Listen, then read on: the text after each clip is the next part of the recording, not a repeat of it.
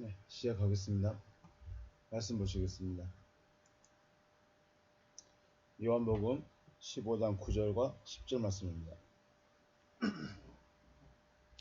요한복음 15장 9절 10절 봉독합니다. 아버지께서 나를 사랑하신 것 같이 나도 너희를 사랑하였으니 나의 사랑 안에 거하라. 내가 아버지의 계명을 지켜 그의 사랑 안에 거하는 것 같이 너희도 내 계명을 지키면 내 사랑 안에 거하리라. 아멘. 주님과의 관계성은 주님으로부터는 모든 것을 수용하는 상태입니다. 수용할 수 있는 마음, 수용할 수 있는 것 자체가 주님과의 관계성, 올바른 관계성이 형성되어 있는 것입니다. 그런데 문제는 주님은 영이시고 우리는 육이라는 것이죠. 우리는 육체에 머물러 있습니다. 영과 육은 추구하는 것과 추구하고자 하는 성향 자체가 다르기 때문에 영의 것을, 육신이 영의 것을 수용한다는 것은 그렇게 쉬운 일이 아니라는 것입니다. 갈라디아서 5장 17절 육체의 소욕은 성령을 거스리고 성령은 육체를 거스리나니 이 둘이 서로 대적하므로 너희가 원하는 것을 하지 못하게 하려 함이니라. 아멘. 네. 육체에 머물러 있는 우리가 영의 일을 수용할 수 있다는 것 자체가 논리적이지도 않고 말이 안 되는 말인 것입니다. 그래서 바울은 육체의 소욕과 성령의 소욕이 서로를 거스리고 있다. 거스린 정도가 아니라 반대하고 있는 것이죠. 그래서 어쩌면 하나님께서는 끊임없이 우리에게 말씀을 하실 수밖에 없는 것입니다. 왜냐하면 우리가 수용할 수 없고 수용하지 못한다는 것을 하나님이 더 잘 아시기 때문에 끊임없이 말씀을 하실 수밖에 없고 또 오래 참으시는 것이 아닌가 하는 생각을 해보게 됩니다. 요한복음 2장에서 가나 혼인잔치가 있습니다. 물을 포도주로 바꾸는 사건이 하나님께서 지금 우리에게 하시고자 하시는 일인 것이죠. 물리적으로 물과 포도주는 속성과 본질 자체가 다른 존재입니다. 하지만 주님이 말씀하셨고 또 주님 말씀하신 대로 그 종들이 행하였을 때 물이 포도주로 변화가 되었습니다. 단순히 기적적인 우리에게 이런 기적을 행하여 줄 수 있다 또는 이런 기적을 너희가 할 수 있다 이런 것을 말씀하고 싶은 것이 아니라 우리의 변화를 위해서 말씀하고 있는 것입니다. 물동에서 변화가 되어졌는지 아니면 떠주는 과정에서 변화가 되어졌는지에 대해서는 말씀이 없습니다. 핵심은 주님이 말씀하셨고 물이 변해서 포도주가 되어졌다는 것이죠. 육체의 소욕대로 살아가고 있는 우리는 육체일 뿐입니다. 육체의 구성은 혈과 육이죠. 혈과 육은 물리적인 근육과 또는 혈액, 피를 의미하지 않고 우리가 가지고 있는 가치관, 개념 혹은 속성을 말하고 있습니다. 그래서 우리의 가치관이 또 우리의 속성이 우리의 개념이 육신적인 것이기 때문에 육신적인 것이라고 우리에게 말씀하고 있습니다. 육체의 속성, 육체의 생명을 위한 개념과 가치관들입니다. 고린도전서 15장 50절에서 형제들아 내가 이것을 말하노니 혈과 육은 하나님의 나라를 이어받을 수 없고 또한 썩은 것은 썩지 아니할 것을 유업으로 받지 못하느니라 라고 말씀하셨습니다. 혈과 육은 하나님의 나라를 이어서 받을 수 없습니다. 상속받을 수 없다는 말이죠. 하나님의 나라라는 것은 하나님의 통치하심을 받고 있는 나라 혹은 상태죠. 하나님의 나라는 단순히 우주 저편 어딘가에 있는 그런 곳이 아니라 하나님의 통치하심을 받고 있는 나라 혹은 상태입니다. 또한 하나님의 나라는 여기 있는 것도 아니고 저기 있다고도 말할 수 없고 오직 너희 안에 있다.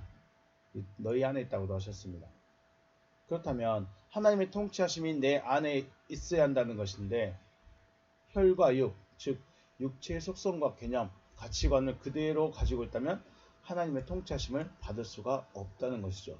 하나님의 나라를 상속받지 못한다는 것은 하나님의 다스림을 받지 못한다. 왜 받지 못하는가? 혈과 육이기 때문에 그렇습니다.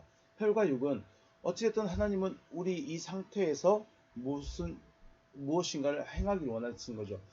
죽어버린 상태에서, 육체가 썩어져 버린 상태에서 우리에게 무엇인가를 하시고자 하시는 것이 아니라 지금 내가 있는 이 상태, 이 존재의 상태에서 하나님이 일을 하시고자 하신다는 것인데, 받을 수가 없다. 이 말은 여전히 육체적 속성과 개념에 사로잡혀 있다, 이런 것이죠. 그래서 하나님의 통치하심을 받을 수 없기 때문에 하나님의 나라가 되어질 수 없다는 것입니다. 율법을 가지고 있으면서 절제의 삶을 살아가는 바리새인과 율법사들이 있습니다. 율법을 가지고 있고 하나님의 말씀을 가지고 있는 그들입니다. 그런데 정작 주님이 오셔서 주님께서 말씀하실 때는 받아들이지 않으므로 변화가 되어질 수 있는 꺼리를 거부해버렸죠. 변화되어진다는 것, 육체를 가진 자가 영으로 변화된다는 것은 율법을 많이 가지고 있다고 해서, 율법을 많이 알고 있다고 해서, 또 절제의 삶을 살고 있다고 해서 되어지는 것이 아니라 주님의 말씀을 받아야 된다는 것이죠. 이것을 요한복음 1장 1절에서 엔 아르케 엔 호 로고스라고 말씀을 하고 있습니다. 그리고 일반적인 유대인들은 말씀을 듣고 또 말씀을 받고자 합니다. 하지만 육체의 삶을 절제하지 못해서 이 말씀, 꺼리를 잃어버린 자들이 되죠. 그래서 주님은 네 밭에 비유해서 길가밭, 돌밭, 가시떨기밭, 옥토밭, 이렇게 네 가지의 비유를 말씀하시는 것입니다. 어떤 이들은 말씀은 받았지만 빼앗겨버린 자, 또 말씀이 금방 시들어버린 자, 또 여러가지 문제로 인해서 말씀이 열매로 나타나지 못하는 자, 하나님의 나라가 되지 못한다는 것이죠. 우리가 말하는 성도의 모습 또는 교인의 모습, 또 성품과 삶이 훌륭하다고 하시는 분들이 물을 포도주를 변화시키고자 하시는 하나님의 뜻을 수용할 수 있을까? 결국은 우리라는 이 존재, 육체를 가지고 있고 육신을 위해 살아가고 있는 이 인간적인, 이 육체적인 존재를 영적인 존재로 변화시키고자 하시는 그 하나님의 뜻을 과연 수용할 수 있을까? 네. 또 하나님의 말씀은 사모해서 물을 포도주를 변화시키고자 하시는 하나님의 뜻은 수용했지만 육체의 소욕을 죽이는 사람들은 얼마나 될 수 있을까? 우리가 고민해 봐야 될 문제죠. 구원이라는 문제, 또 부활, 거듭남이라는 이런 문제들을 과연 하나님의 뜻을 수용함으로 될 수 있을까? 또는 뜻을 수용했지만 육체 소욕을 죽이지 못하는, 그래서 결실하지 못하는 그런 모습은 아닐까, 우리 자신을 살펴봐야 되지 않을까 생각합니다. 다락방에서 말씀을 듣고 있는 11명의 제자들을 생각해보면 주님께서 보여주신 기적과 표적, 그리고 말씀들을 마음에 간직하고 있었던 것이죠. 말씀들을 마음에 간직하고 있었습니다.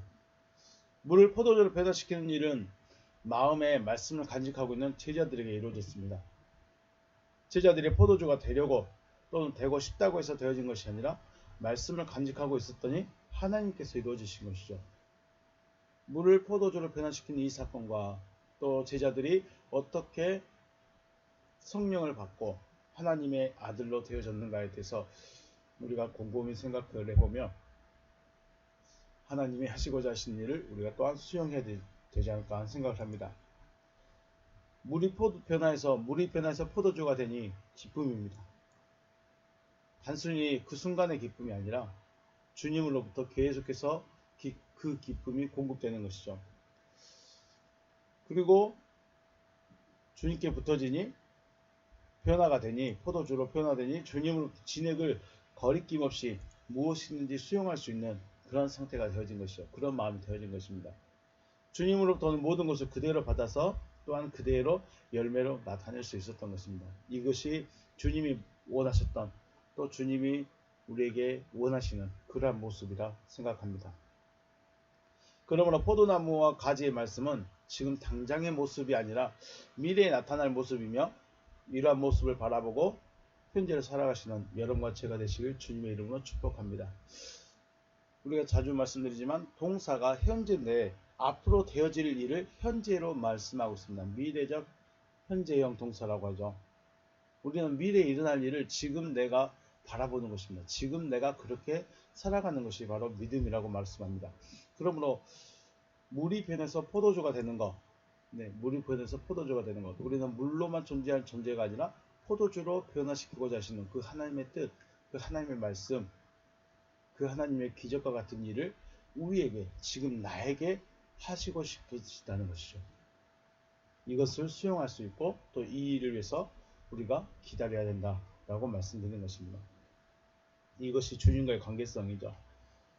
물이 변해서 포도주가 되어졌을 때 온전한 주님과의 관계성이 형성되어질 수 있다. 제자들처럼요.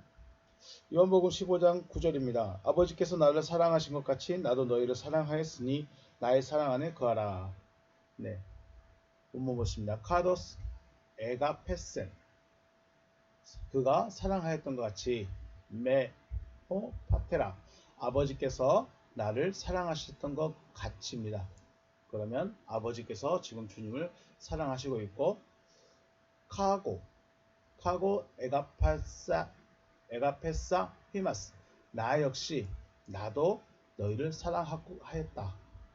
나도 너희를 사랑한다 라고 말씀하고 있습니다. 여기서 카도스와 카도스 카고 용법이라고 문법적으로 말합니다. 카도스 뭐뭐와 같이 나도 그러고 있다 라고 말씀하시죠. 메이나테 엔테 아가페테 에메, 너희는 거하여라 엔 안에 그 사랑 테 아가페테 에메, 나의 그 사랑 안에 거하여라 라고 명령하십니다. 동사 명령으로 되어 있습니다. 이 말씀은 우리가 좀 생각해 봐야 될 부분이, 한평생 한 집에서 같이 살지만 사랑 없이 살아가기도 하죠. 사랑 없이 그저 한 집에 머물면서 살아가는 사람들이 있습니다. 또는 한평생을 사랑이라는 따뜻함을 누리면서 살아가는 가정도 있습니다. 한 집에 살지만 사랑이라는 따뜻함이 없이 그저 냉랭하게 의무감으로 가족이니까 그렇게 살아가는 가정이 있는가 하면, 사랑이라는 따뜻함으로 살아가는 가정도 있습니다.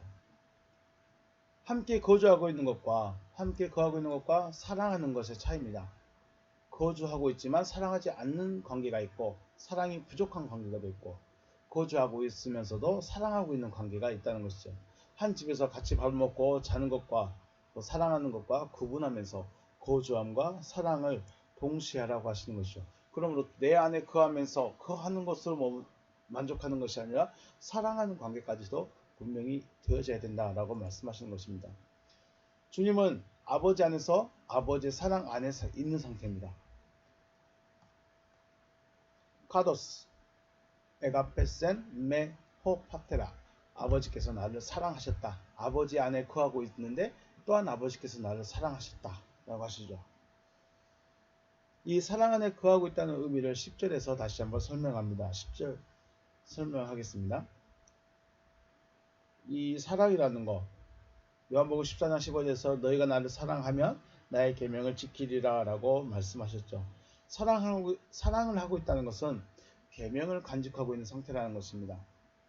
눈물 흘리며 찬송하며 고백하고 사랑 노래를 부르고 고백한다고 해서 사랑하는 것이 아니라 계명을 간직하고 있어야 주님을 사랑하는 것이다 라고 말씀하고 있습니다. 요한복음 15장 10절 말씀입니다. 내가 아버지의 계명을 지켜 그의 사랑 안에 거하는 것 같이 너희도 내 계명을 지키면 내 사랑 안에 거하리라. 아멘. 본문을 같이 보시면 에안 타스 엔톨라스 무, 나의 계명들을 테레세테 간직하고 있다면, 테레세테 지키다 간직하고 있다면, 메이네이테 메네이테 거하고 있을 것이다. 너희가 거할 것이다. 엔테 아가페무, 나의 사랑 안에 거하고 있는 것이다. 너희들이 나의 계명을 간직하고 있다면 나의 사랑 안에 거하고 있는 것이다. 우리가 주님 안에 거하는 것과 사랑하는 것을 구분했다면, 또 이것이 동시에 이루어져야 된다면 주님의 계명들을 간직하고 있는 것, 그것이 바로 주님의 사랑 안에 있는 것이다 라고 하십니다. 카더스 에고타스 엔토라스 투 파트로스 무 테테레카. 나의 아버지의 계명들을 내가 지키고 있는 것 같이, 내가 내 아버지의 계명들을 지키고 있는 것 같이, 카인 메노 아우트 엔테 아가페. 내가 거하고 있다. 그의 사랑 안에, 아우트 엔테 아가페. 그의 사랑 안에 거하고 있다. 다시 정리하면, 내가 나의 아버지의 계명들을 지켰으므로 그의 사랑 안에 거하고 있는 것 같이죠. 내가 나의 아버지의 계명들을 지켰으므로 그의 사랑 안에 거하고 있는 것 같이 나의 계명들을 간직하고 있다면 나의 사랑 안에 거할 것이다 라고 하시는 것입니다. 그렇다면 우리가 생각할 것이 아버지의 계명, 주님이 아버지 안에서 사랑을 받고 있는 것은 아버지의 계명을 지키고 있기 때문입니다. 아버지의 계명을 간직하고 있기 때문입니다. 그렇다면 아버지의 계명이 무엇인가? 먼저 생각해 보겠습니다. 마태복음 22장 36절에서 선생님, 율법 중에서 어느 계명이 크니까? 예수께서 이르시되 네 마음을 다하고 목숨을 다하고 뜻을 다하여 주 너희 하나님을 사랑하라. 주 너희 하나님을 사랑하라 하셨으니 이것이 크고 첫째 되는 계명이요 둘째도 그와 같으니 내 이웃을 내 자신과 같이 사랑하라 하셨으니 이 두 계명이 온 율법과 선지자의 강령이니라. 아멘. 율법은 문자적으로 볼 수 있는 것입니다. 율법들은 우리가 십계명처럼 두 돌판에 써놓은 것처럼 문자적으로 볼 수 있는 것이라면 계명은 이 율법의 전체적인 정신을 말하고 있습니다. 개념 혹은 추구하고자 하는 방향, 이런 것들을 말씀하는 것이죠. 그래서 율법은 문자적으로 우리가 익히고 배우고 듣고 있는 것들이고, 그것들에 왜 해야 되는가, 왜 그렇게 살아야 되는가, 왜 그것들을 지켜야 되는가에 대한 정신은 바로 계명이 되는 것입니다. 그러므로 계명은 마음에 새겨져 있어야 되는 거죠. 우리가 사람의 자기의 신념이라고 그러죠. 내 신념과 맞지 않으면 우리가 거부를 많이 하게 됩니다. 신념과 맞지 않게 되면 내 신념과 맞으면 그것이 다른 사람이 말한 것일지라도 우리가 수용할 수 있는 부분들이 있습니다. 하지만 내 신념과 맞지 않으면 거부를 하게 되는 것이죠. 그러므로 계명은 우리가 사랑으로 들어가는 관문 정도 됩니다. 관문이라고도 말할 수 있습니다. 내 안에 어떤 하나님의 정신, 하나님의 그 율법이 추구하고자 하는 그런 정신을 관문이죠. 이것이 마음에 새겨져 있어야 하는 것입니다. 그래야 우리 마음에 들어올 수 있는 것을 걸을 수가 있는 것입니다. 아무거나 듣고 아무거나 배우면서 내 안에 믿음으로 세워나가지 않고 계명이라는 것, 즉 율법의 가치관, 율법의 정신을 내 관문으로 딱 세워놓고 그 다음에 강의를 듣든 설교를 듣든 어떤 걸 접하게 됐을 때 내 안을 이 계명이라는 것을 통과해서 내 안에 들어올 수 있고 들어오지 못하는 것이죠. 왜냐하면 마음에 들어와 있는 것이 바로 우리 삶으로, 행동으로 나타나게 되는 것입니다. 그러므로 이 사랑이라는 계명이라는 관문을 통해서 사랑이라는 것이 들어오면 내 안에 사랑이 자리 잡게 되고 그 사랑이 밖으로 나타나게 되는데 이것이 바로 율법의 모습이라는 것이죠. 이런 과정들이 분명히 필요합니다. 그냥 설교 듣고 유명하신 분, 말씀 잘하시는 분, 큰 교회 계신 분, 이런 분들의 설교가 나쁘다는 것이 아니라 이것을 어떻게 수용할 것인가, 내가 관문을 정해놓고 필터를 만들어 놓고 말씀에 맞는 것, 하나님의 사랑이라는 그 큰 타이틀에 맞는 것들을 우리가 걸을 수 있는, 필터할 수 있는 그런 수준도 분명히 돼야 될 것입니다. 그래서 율법사의 질문이 디다스칼레입니다. 디다스칼레, 선생님, 포이아, 엔톨레, 메갈레, 엔토노모. 선생님이요, 율법 안에서 어느 계명이 가장 큽니까? 라고 질문을 합니다. 율법 안에서 있는 어느 계명, 결국은 율법 전체적인 율법 중에서 어느 정신, 어느 가치관이 가장 큽니까? 라고 물어봅니다. 실제적으로 출애굽기 20장부터 시작하는 율법, 레위기까지 나오는 모든 말씀들, 율법들을 명시하고 있는데, 이렇게 하나님을 사랑하고 마음을 다하고 목숨을 다하고 뜻을 다하여 주 너희 하나님을 사랑하라고 콕 집어서 말씀을 하지 않습니다. 다만 신명기 6장에서 모세가 백성들을 향해서 하나님을 사랑해라 하고 율법을 앞쪽에서 설명해 줬고, 주님도 모든 율법은 하나님을 사랑하고 하나님을 사랑하는 것 같이 이웃을 사랑하라 라고 말씀을 하시는 것입니다. 그러면 우리가 율법 전체를 본다면 하나님을 사랑하는 것이고 이웃을 사랑하는 것이다. 이것이 우리 안에 계명으로 필터가 딱 장착이 돼야 됩니다. 그리고서 어떤 설교가 들어오든 어떤 가르침이 들어오든 이 필터에서 이건 사랑과 관계가 없다. 그러면 내 안에 들어오면 안 됩니다. 왜냐하면 내 안에 들어와 버리면 이것이 내 밖으로 나타나게 되는 것이죠. 그러므로 우리는 계명이라는 이 사랑이라는 계명, 사랑이라는 이 안에 새겨진 가치관, 이것을 통해서 필터 작업을 해서 우리가 수용할 건 수용하고 수용하지 못할 것은 분명하게 걸러내야 됩니다. 그리하여야 내게서 사랑이 나온다는 것이죠. 핵심은 마음에 사랑이라는 것이 있어야 할 수 있다는 것입니다. 분명히 계명이라는 필터가 있는데 이 필터가 하나님의 가치관, 하나님의 율법의 가치관이라는 이 필터가 계명이라는 이름으로 장착이 되어야 되고, 이것을 통과할 수 있는 것은 사랑이라는 것만 통과할 수 있어야 된다는 것이죠. 마음에 사랑이 없는 사랑은 해야 할 것 같아서 하는 지식적인 사랑이죠. 필터를 통해서 사랑이라는 것, 사랑과 관계된 것만 들어와야 되는데 필터가 장착이 안 되면 아무거나 들어와 버립니다. 그런데 분명히 사랑을 해야 된다고 배웠고 사랑하는 것이 맞을 것 같고 사랑해야 될 것 같습니다. 그래서 성경에 기록된 대로 혹은 주님이 말씀하셨던 것처럼 가난한 자를 도와준 것처럼 병든 자를 돌아보는 것처럼 하게 됩니다. 그런데 사랑이 없이, 이 필요한 필터가 없이 내 안에 그냥 하는 사랑은 지식적인 사랑이라는 것이죠. 마음에 없는 사랑은 지식적인 사랑입니다. 더 직설적으로 표현한다면 마음에 세상적이고 육체적인 것이 없어야만이 마음을 다하고 목숨을 다하고 뜻을 다하여 하나님과 이웃을 사랑할 수 있다는 것이죠. 세상적이고 육체적인 것, 이미 마음 안에는, 내 안에는 필터라는 것이, 계명이라는 필터가 장착이 안 되면 육체적인 것이든 세상적인 것이든 다 들어와서 내 마음을 아주 믹서가 되어 있습니다. 사랑도 믹서되어 있고 인간적인 가르침도 믹서되어 있고 뭐 육체적인 것도 다 믹서되어 있습니다.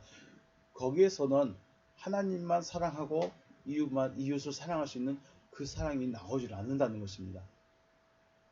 그럼 어떻게 살아가느냐? 그런데 왜 사랑을 하게 되느냐? 네, 거기서 지식적인 사랑과 마음에서 나오는 사랑이 다르다는 것입니다. 결과적으로 표현한다면 우리 안에는 사랑이라는 것이 들어있어야 됩니다. 필터라는 것을 통해서 율법의 전체적인 가르침인 계명이, 사랑이라는 계명이 필터가 되어서 내 안에 사랑만 들어와 있어야 합니다. 그래야 사랑이 나오는 것이죠. 이것이 무슨 말이냐면 내가 바로 사랑이라는 존재가 되어져야 되는 것이죠.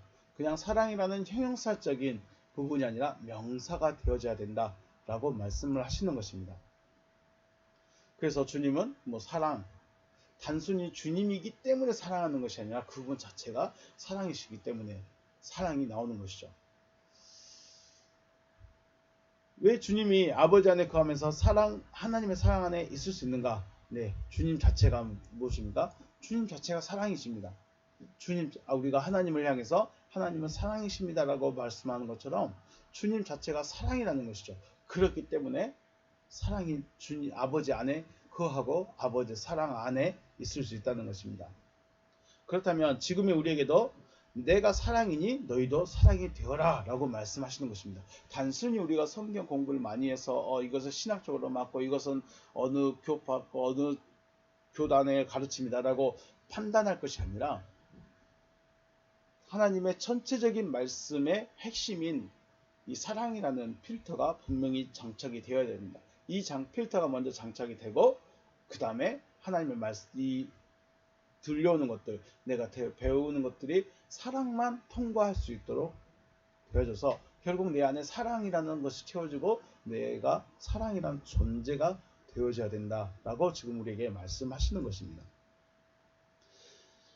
다시 말씀 보면 내가 나의 아버지의 계명들을 지켰으므로 그의 사랑 안에 거하고 있는 것 같이 나의 계명들을 간직하고 있다면 나의 사랑 안에 거할 것이다 라고 하시는 것이죠.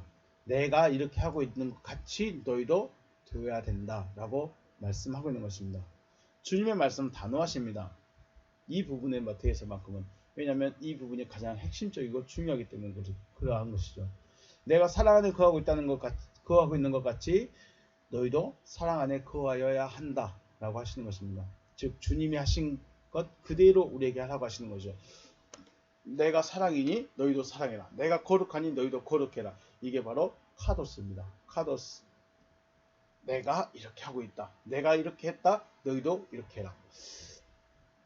우리가 주님의 길을 걸어간다. 혹은 주님의 따라간다는 것은 주님이 하신 그대로 우리가 하여야 된다는 것입니다. 단순히 봉사하고 돌아보고 그리고 찾아가고 이런 정도가 아니라 왜 그렇게 해야 되는가, 어떻게 그렇게 해야 되는가에 대해서 우리는 분명히 생각을 해봐야 된다는 것이죠. 단순히 배웠기 때문에 알고 있기 때문에 하여야 될 것 같아서 하는 것이 아니라 그분 존재 자체가 되어져야 된다라고 주님 우리에게 말씀하시는 것입니다. 이것을 주님이시니까 할 수 있다라고 말할 수 있지만 이것은 주님이 먼저 자신이 임상실험을 직접 하신 것입니다. 어떻게 임상실험을 하셨느냐? 육체의 욕을 죽이니까 살더라는 것이죠. 그래서 주님은 죽어야 된다. 우리 계속 죽어야 된다는 것을 말씀하십니다.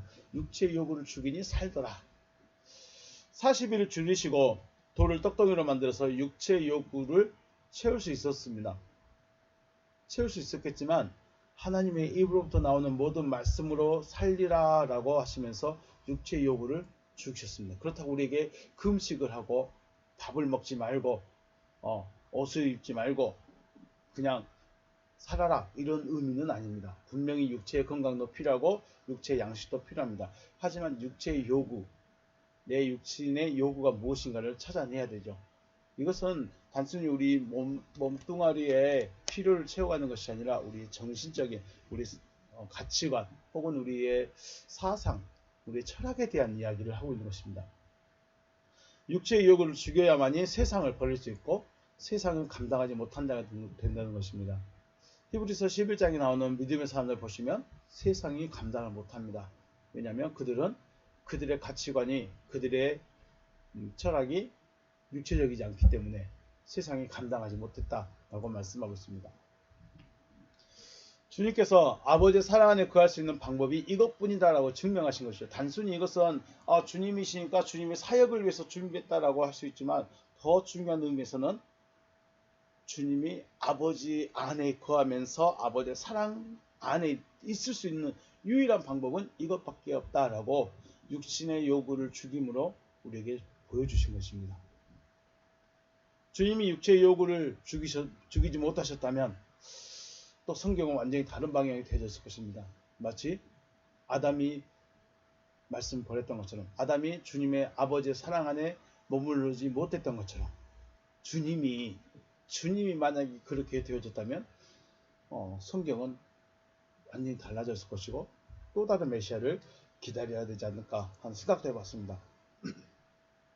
그러므로 내 속 혹은 내 마음에 무엇이 있는가가 중요합니다. 무엇이 있는가가 중요한데 우리는 너무나 많은 것을 듣고 너무나 많은 것을 배우고 또 너무나 많은 것을 생각하게 됩니다. 하지만 앞에서 말씀드렸듯이 율법이라는 하나님의 큰 율법이라는 이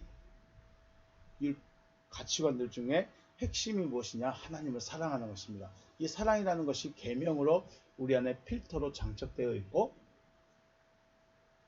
이것을 통해서만 사랑이라는 것만 들어와야 된다라는 것이죠. 내 속에 하나님의 계명이 들어와 있어야 됩니다. 필터라는 것으로 우리 안에 장착되어 있어야 됩니다. 지식에 머물러 있는 사랑이 아니라 내 마음이 사랑으로 채워져 있어야 되는 것이죠. 사랑이라는 필터를 가지고 이 필터를 통과했을 때 내 안에 사랑이라는 것만 채워지게 된다는 것입니다. 이것은 육체적이지도 않고 감정적인 사랑이 아닙니다. 우리의 것, 즉 육체적이며 감정적으로 하나님을 사랑하는 것이 아닙니다. 우리가 그냥 기도할 때든지 찬양할 때든지 우리가 하나님을 사랑합니다. 하나님을 사랑해야 합니다. 해서 사랑하는 그런 사랑이 아니라는 것이죠. 우리 존재 자체가 사랑으로 바뀌어지는 것이 있어야 되는 것이죠. 주님이 계명에 대해서 14장에서 이미 말씀하셨죠. 앞에서 말씀드렸듯이 너희가 나를 사랑하면 나의 계명을 지키리라. 계명에 대해서 말씀하셨습니다.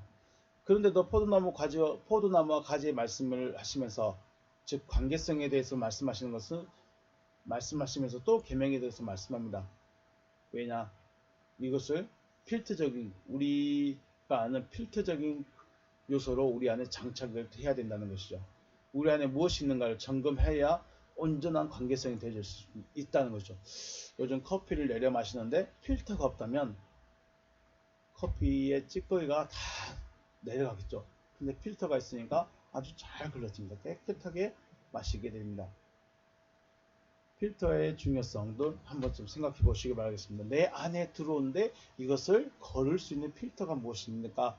계명입니다. 근데 그 계명은 사랑이다. 하나님을 사랑하는 것, 이웃을 사랑하는 것, 이 가르침만 들어와서 내 안에 사랑으로만 채워져야 된다는 것이죠. 주님의 계명을 간직함으로 주님의 사랑 안에 머물러 있는 여러분과 제가 되시기를 주님의 이름으로 축복합니다.